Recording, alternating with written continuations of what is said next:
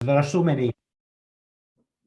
so many different moving parts in life. You can't run an experiment where you've got one with Brexit and one without Brexit and you can compare them. That's not possible.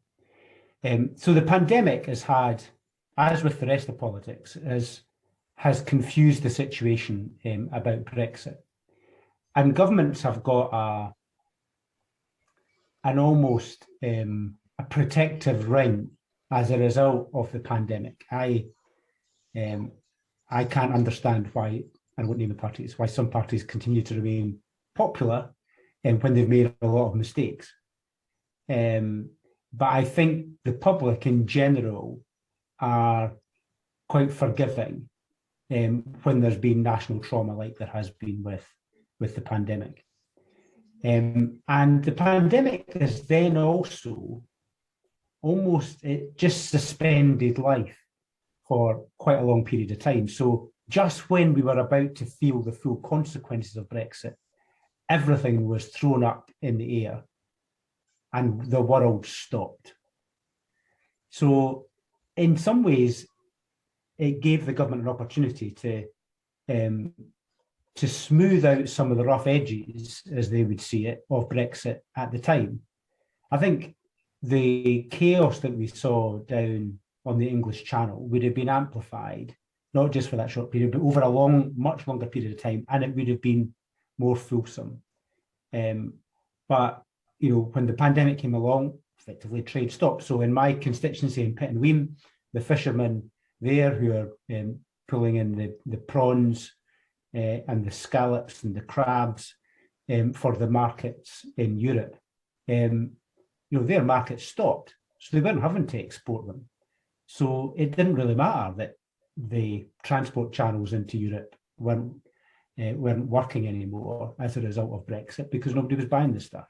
So everything was held in suspension. So that is kind of the car crash that I think is Brexit has been a very, very slow car crash over time. And there's lots of other interfering factors along the way.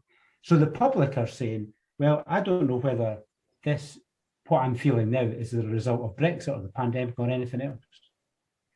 And that's why I think in some ways people are moving on a bit from Brexit in some circumstances. The people that we need to win over are kind of moving on a bit. Now, I think people understand that primarily the labour shortage that we are experiencing is Brexit. I think people understand that. They see that it's perhaps not being replicated in the same way in Europe. I think they see that. But even then, there's no massive outrage from them, because some people are experiencing higher wages. And through the pandemic, they were given an opportunity to go off and do different jobs. So again, many moving parts. This may sound quite despondent about our chances on Brexit, on reversing Brexit. But I want to just lay out where I think the world is just now, because we need to meet people where they are, where they're thinking, if we're going to win them back over time. Now, I also think in terms of the shortage of skills, I think people understand that that's the case, because they know that many of the people who were working in the social care sector or the NHS, who were European, have gone back home and they haven't come back. Some of them think maybe it's because of the pandemic and the fact that people aren't travelling just now. Some of them think that, but a lot of them think it is because of Brexit. And then they see Northern Ireland, and that is probably the most tangible thing that people see, although it doesn't really affect them in their daily lives yet. But they see how predictable it was and how chaotic it has become and how dangerous it is. They see that. But unlike the labour shortage and the effect on businesses and the effect on products and so on, it's not really, it's not affecting me in my life today. And it has to affect me in my life before you start shifting votes in a significant way. So the Northern Ireland situation is outrageous. It was predictable.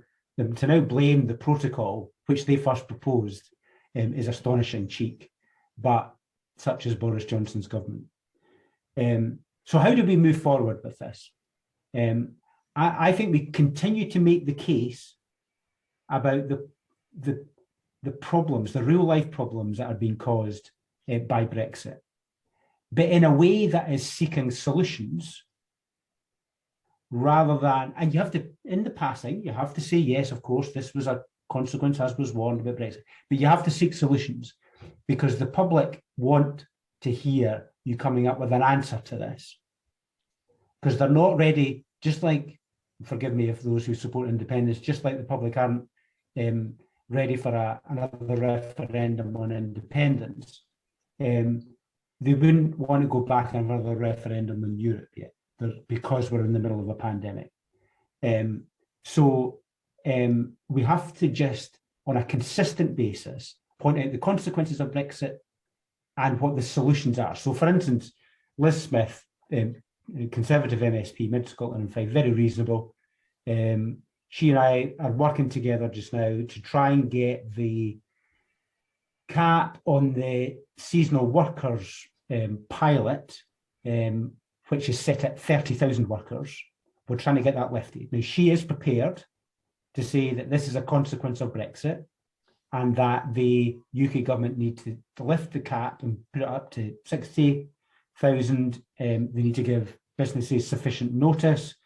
They also need to have an annual food and drink supply chain visa in order to make sure we're meeting the needs, not just of the farms that pick, but also the processors that turn that produce into materials, into products for the supermarkets, so kettle produce and the like, need all year round workers. So she's prepared to do that. And she's prepared to allow me to put it in my column in the Fife Herald just this week, setting out this argument, because she sees that there's a problem here. Those are the kind of things we need to do.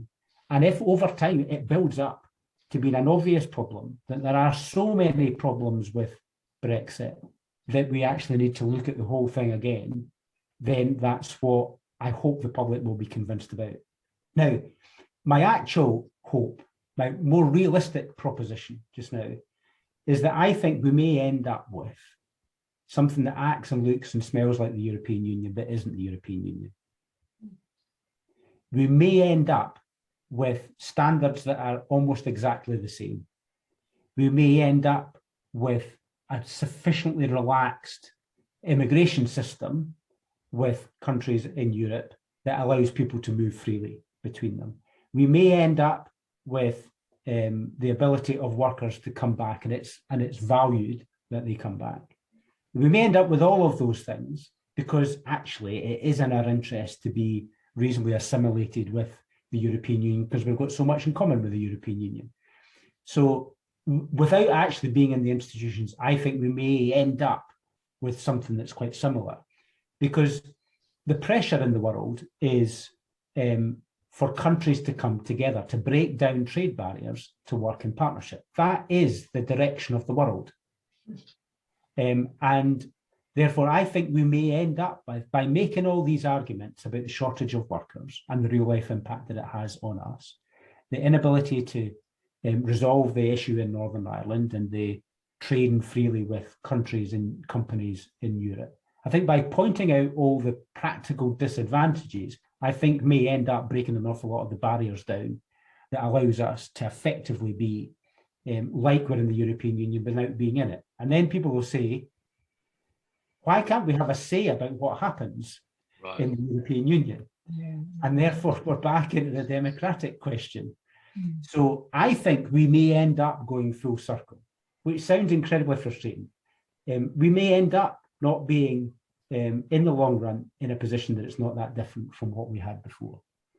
But such is politics in Britain sometimes, that we end up in these circular arguments and it kind of swings one way and swings back. So maybe, I don't know, maybe that's not going to happen. I think it's the natural pressure that will be applied is to break down barriers and get rid of rules that are preventing us to do what we want to do, which is to trade freely, to move freely, to work together in partnership on common areas of interest, to make sure that we have an approach to the rest of the world in foreign policy that is broadly similar, to make sure that we are standing up to the other trading blocs in the world, to make sure we're not getting pushed around. All of those things are natural because we are European.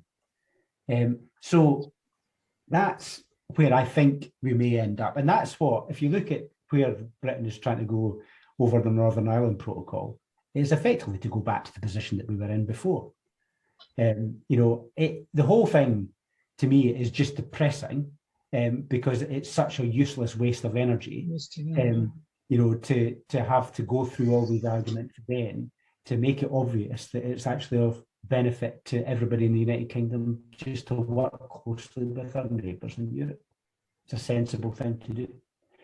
So my approach is, as I say, to deal with issues on a case-by-case basis, put forward the constructive solution, point out that it was a result of Brexit, this has come about, and over time we can build the case that is that we should be in the European Union. And just one final thing, I think I'm going to resist. I was going to talk about independence, but I'm going to resist. Yes, we'll just stick to where we are just now. The independence question may come up later, so we'll deal with that then. Okay, do you want to open it up to questions now? Is that all right, Joe? Yeah. Yes, thank you very much, Willie. That was very interesting, if I should say, somewhat depressing, but I think you may be right. I'm not sure if, John, you've got anything that you want to put first, or shall we just open up? I just have one question to Willie. Why is it in this country we have this sort of aversion to foreigners? It seems to be, why do we sort of, the immediate knee-jerk reaction, at least in large parts of this country, seems to be keep the foreigners out. They're doing something bad to us. Why are we so anti-foreigner? When we should be, I'd have thought, one of the most internationally oriented countries in the world.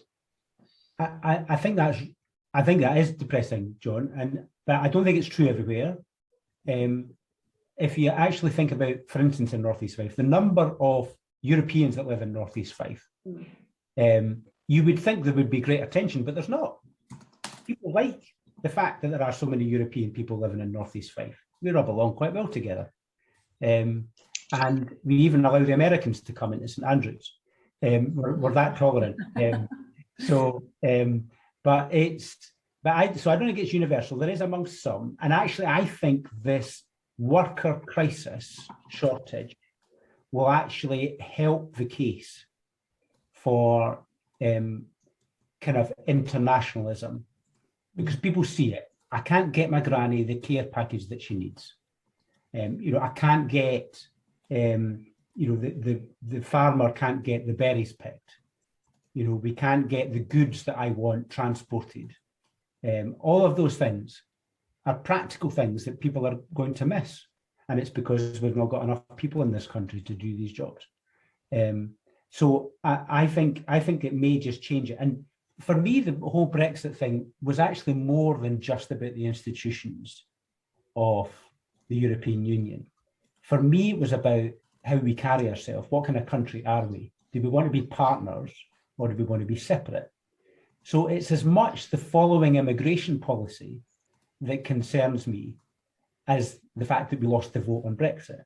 Because, if we had Boris Johnson that did what he said he was going to do, which was to have quite a liberal immigration policy when he came in, and open up to the world and the talent and open Britain, domineering Britain, but we were in a liberal outlook. If that was the case, it actually would have taken the sting out of Brexit. But it wasn't that, because he was appealing to the base instincts of some of his supporters. So that's what more concerned me about it. But that's a long answer for your very simple point, John, which in some parts of the country is very true. Thank you. Bill, I think you had a question to pose about where the Liberal Democrats are sitting. I think that was me indulging in a late night rant, Joe, with the benefit of some wine inside me at the time, and I think I figured out the answer when I sobered up. My question, Willie. Well, I'll give you it anyway. Give it to me. Yeah, I thought it was interesting. See if we get the same answer.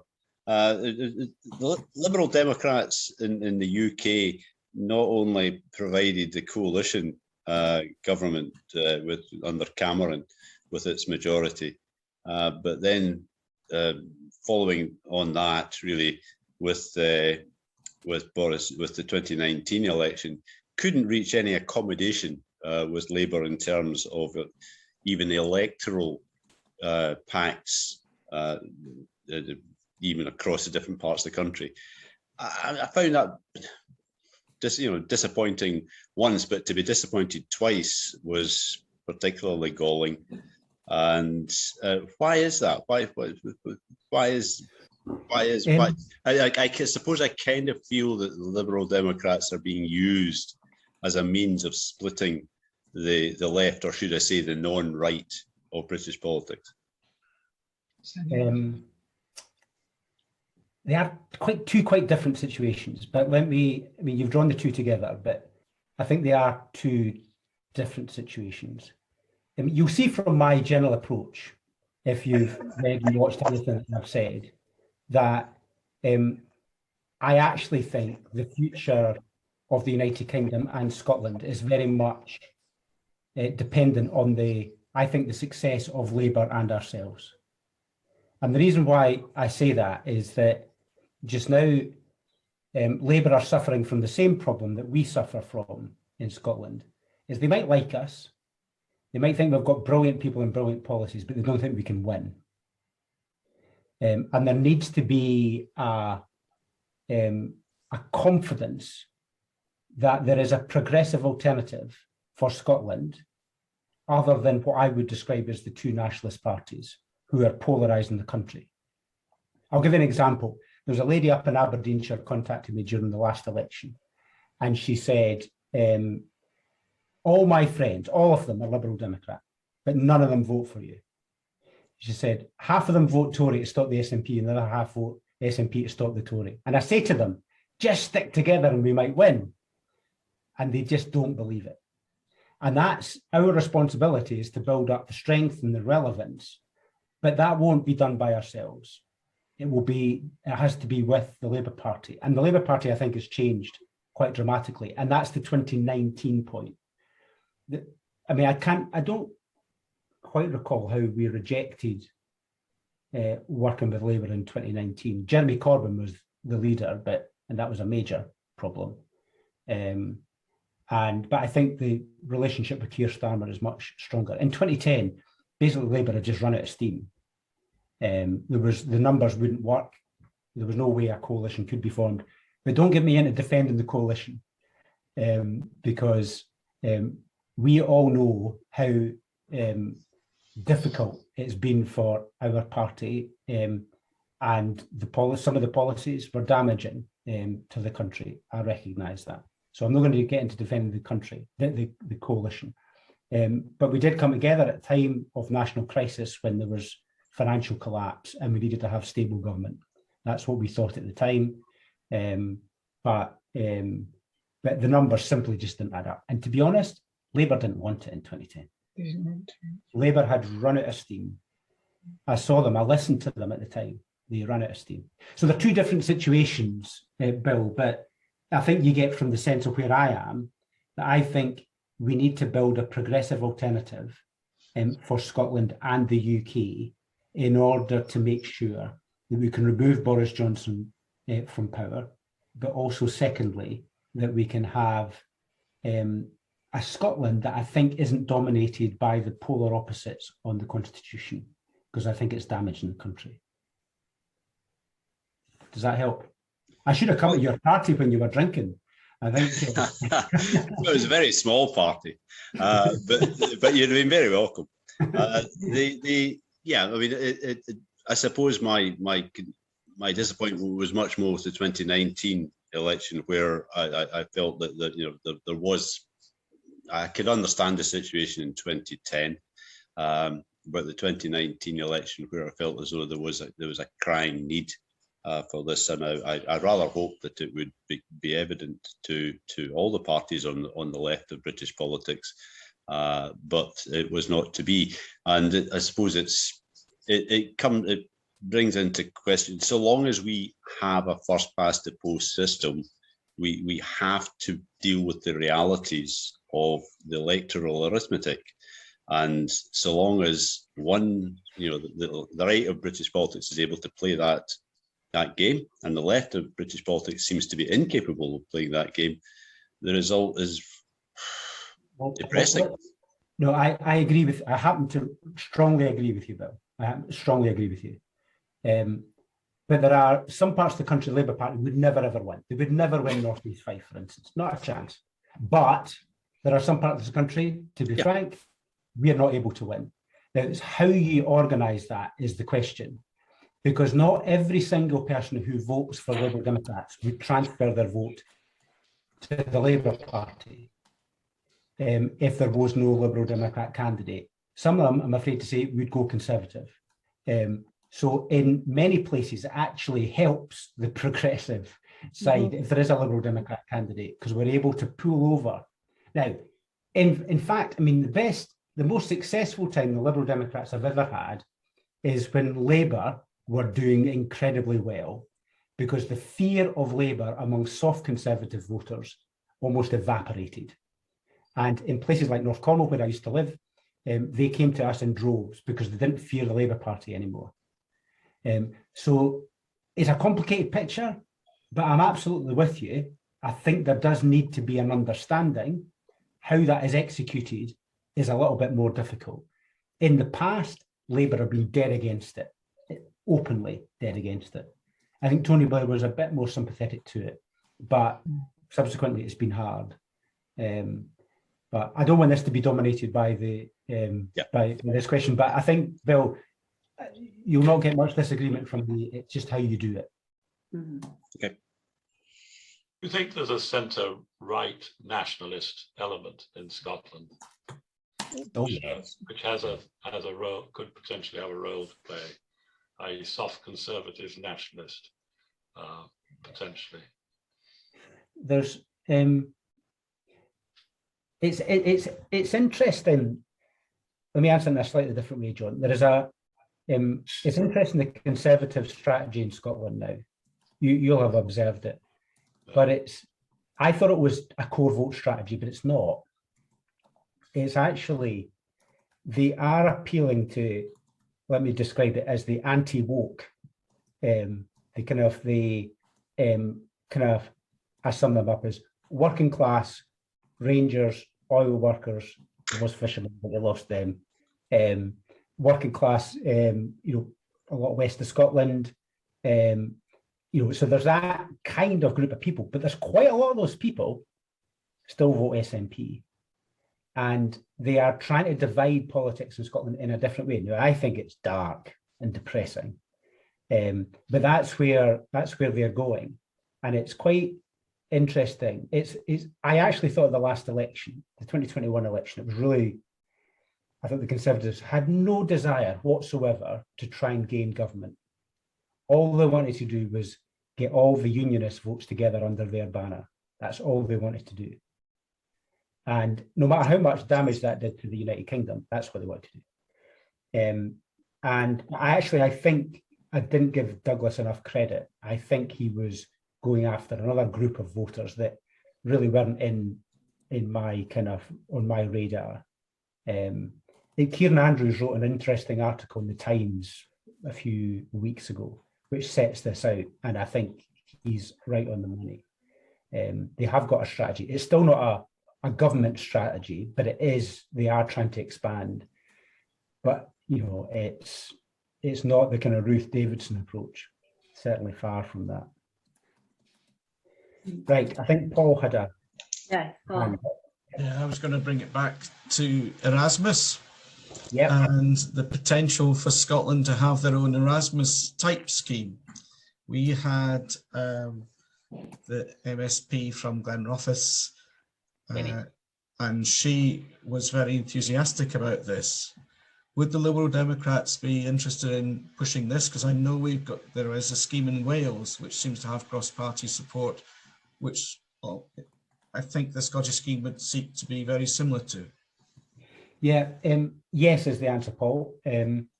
I think there are issues with, it comes back to the Home Office, I'm afraid.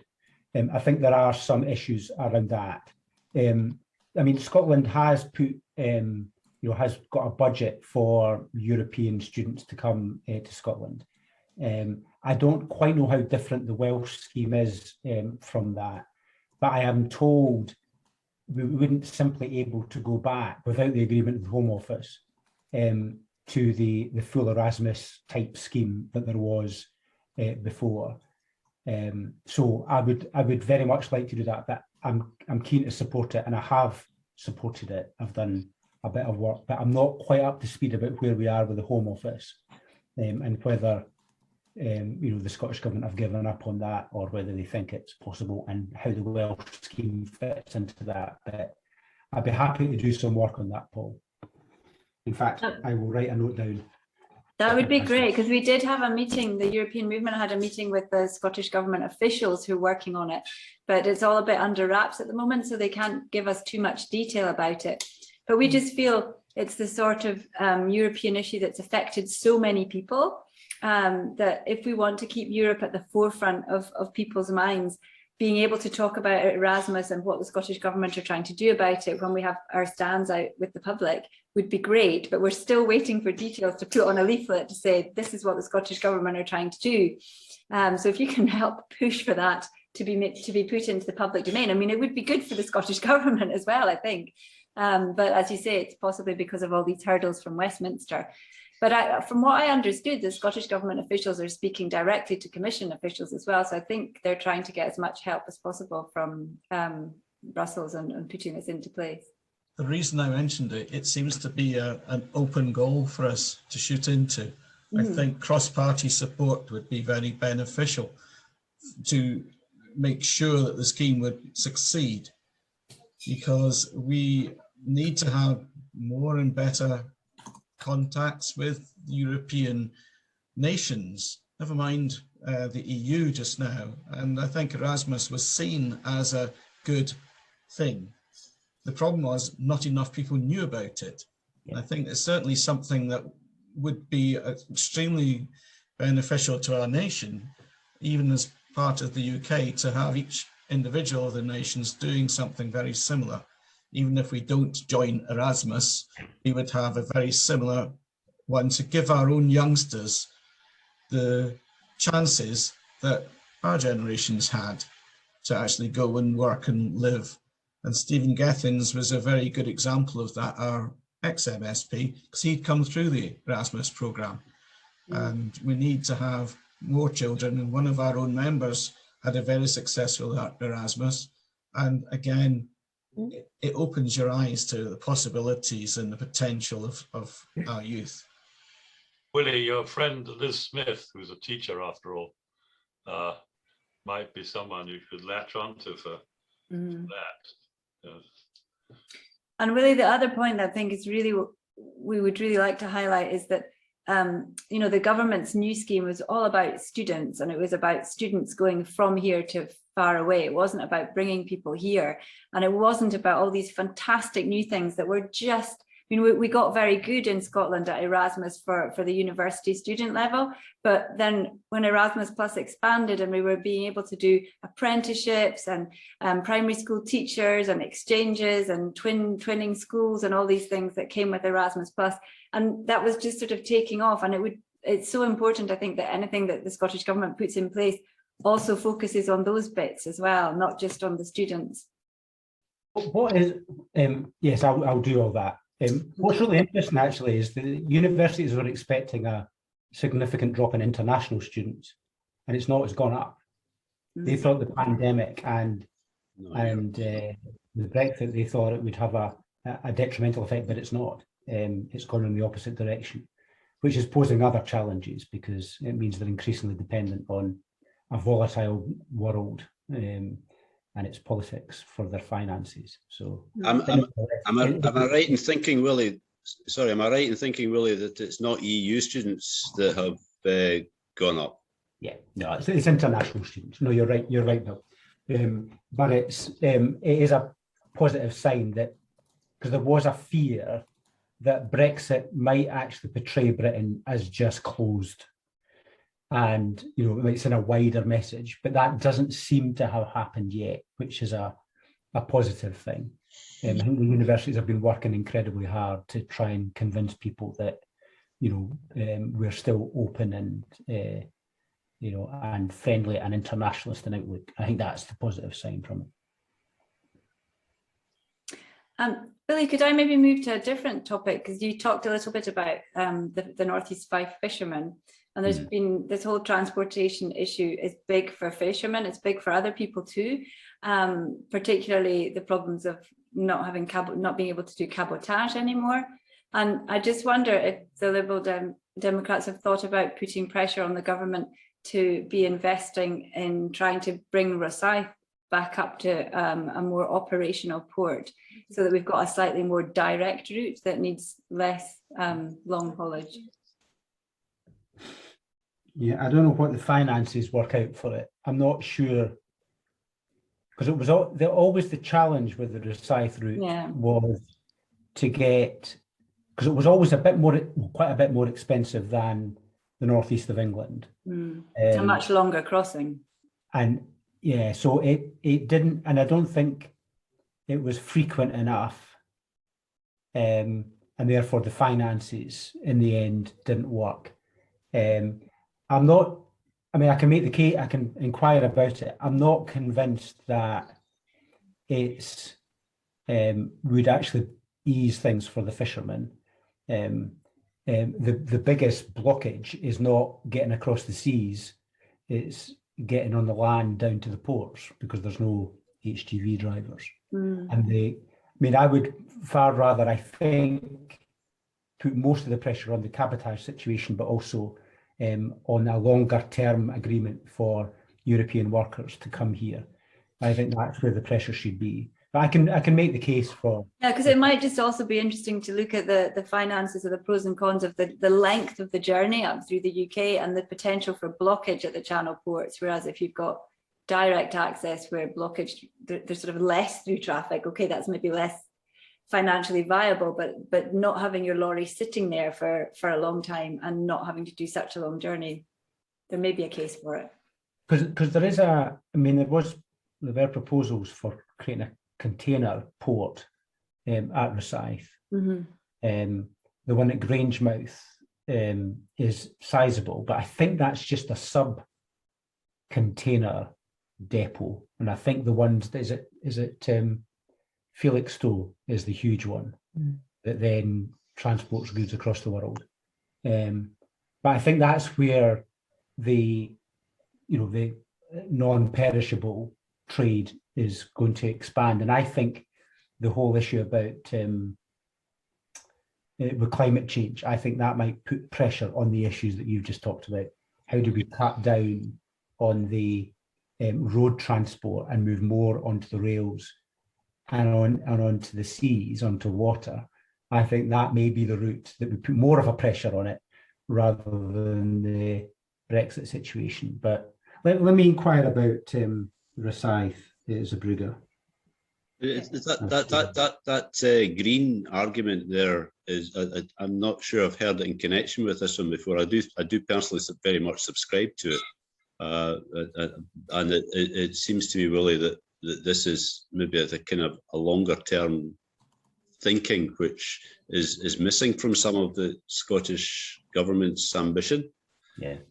So it would be terrific if you could inject some of that in. I did the Explorer Scout group in St Andrews last week, and I got a bit of a lecture from a young 17-year-old about Argentinian pears, which apparently are transported to Thailand to be boxed up and then They are then shipped to countries all across the world. And actually, these massive big container ships have a very small climate footprint, carbon footprint. And actually, it sounds illogical to transport them from Argentina over to the southeast and then back to other countries of the world. But apparently, according to him, the climate footprint is quite small. So I don't know what Argentinian peers have got that other products don't have, but I'm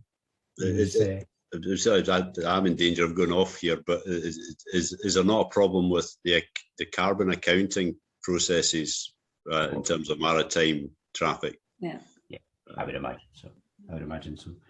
But he had watched a YouTube video, so that was it. So, but it was quite. I mean, he brought a different perspective of looking at it, because we always think buy local, grow local, buy local, food security, cut down the transport of our goods. But he was of the view actually that the production facilities in Argentina were so efficient, and you got a good yield. And actually, the transport across the seas was so low in carbon footprint that it was worth doing it that way rather than trying to grow pears in Ochternachte. I'm not convinced. I'm not convinced. No. I wonder what pesticides they're using in Argentina. It's probably true. Mm. Right. Okay. So anyone else got another maybe last question for Willie before we round it up? If no one else wants to go, I'll have a pop. That's all right. I'll have another. Carol, has he got a glass of wine in his hand? No, not anymore. No, it was taken away from me. If it was really just to come back to what you were saying about the work you're doing with Liz Smith on immigration, and I was wondering just how far you might be prepared to push that. And the other thing you mentioned was this whole idea of ending up with something which looks very like being part of the EU, but isn't membership of the EU. I mean, I would call that single market and customs union. Yeah. So again, it's just how far you would go with both of those headings in terms of your arguments. I'm not necessarily suggesting that you might be able to carry Liz Smith with you, but that would be great if you were able to. Would you, for example, go as far on immigration as a wholly devolved immigration policy? And would you buy into a proposition for single market and customs union, which is something that the European movement in Scotland is just about to launch a campaign on? Yeah. And I add one other thing. For me, it's the lack of opportunity for our UK citizens and young people, which goes hand in hand with the very restricted immigration policy.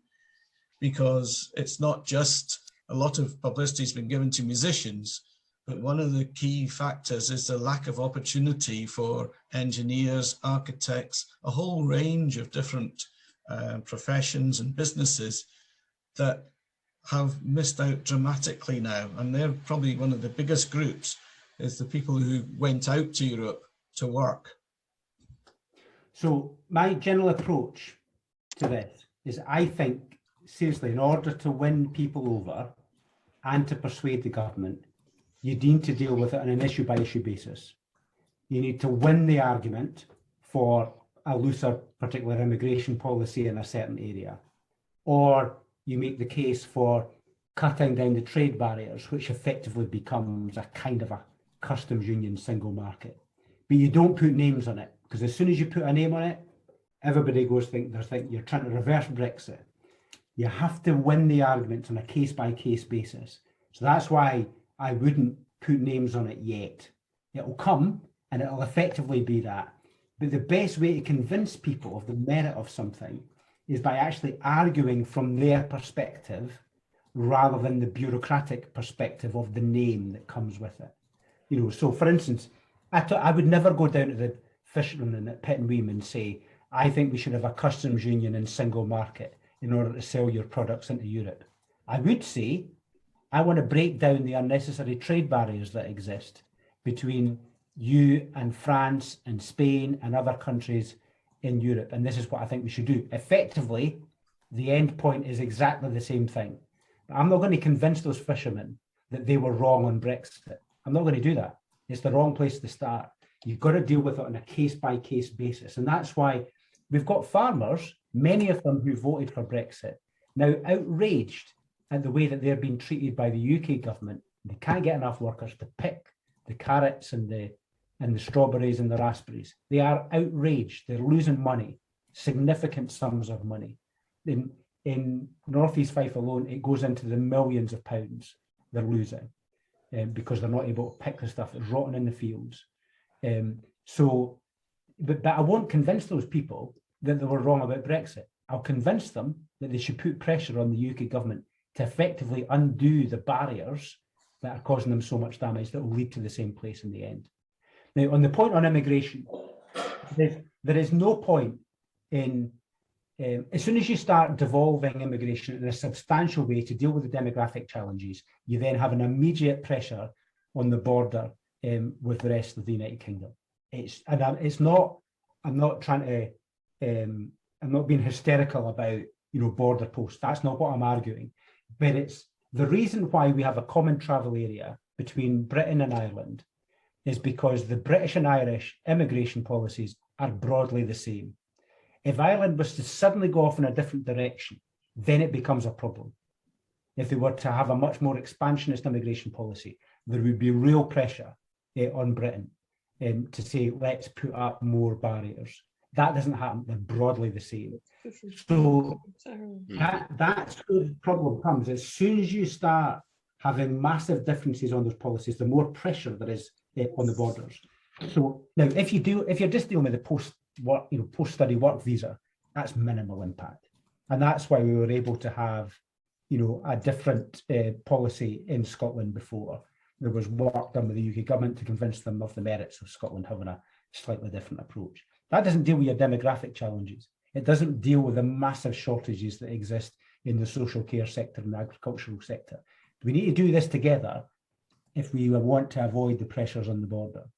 And that's why I want to win the overall argument rather than actually just saying, let us do our own thing. Because in the end, it will add pressure onto the United Kingdom, which I know some people want, but I don't want that. And actually, even people who do want independence still want to be able to move freely across the United Kingdom, which I'm not saying wouldn't happen, but there would be questions about it if there was a massively different immigration policy in Scotland.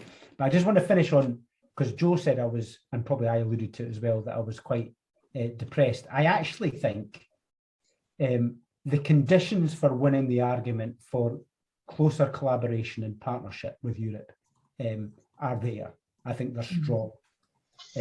Because people see the direct consequences to their lives of consequences of Brexit. And I think it's important in a very rational, issue by issue basis to point it out and come up with the solutions. And I think over time, we will be able to persuade people of the merits of even closer partnership. But the dangerous step that we can take, and this is why, there is a debate about this, is that if we just try and rerun the argument of 2016, people won't listen. They just won't listen. The people that we need to win over can only be won over on a case-by-case basis, pointing out the problems that are caused to their lives as a result of Brexit.